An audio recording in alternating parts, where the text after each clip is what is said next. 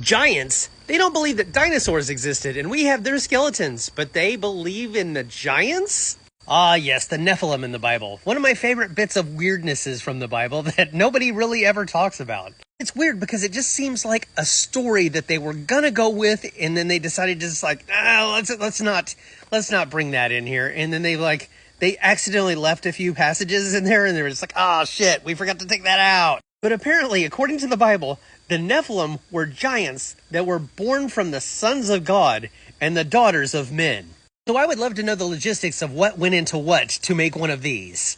Some people said that they were the sons of the angels and human hybrid, which again, I'm wondering how like a human woman would be able to birth one of these gigantic things. And yes, they were supposed to be this big because the people in the Bible said that they felt like grasshoppers in comparison to the size of these giants. And the Bible doesn't really say anything about them, but there are a lot of people who have written a lot of fan fiction about what they must have been. Like there's some Christians that say that God flooded the earth because he was trying to kill the Nephilim, not the people. All those people were just collateral damage. That's just what you get when you breed with the angels. God don't like that.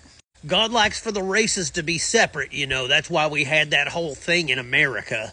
But I'm kind of disappointed that the Nephilim didn't have a bigger storyline in the Bible. That would have made it a little more interesting, I think. The only other mention of a giant in the Bible was Goliath in the story of David and Goliath. But Goliath wasn't even supposed to be a Nephilim. He was a Philistine. And Philistines were just a nationality of people. They weren't like their own like species. So yeah, whenever Christians are trying to like make sense of their outrageous claims, you hardly ever see them try and make a case for the Nephilim. They don't even really bring it up, either because they've never heard of them, or they know that that sounds so outlandish that they just don't want to come up with an excuse for it.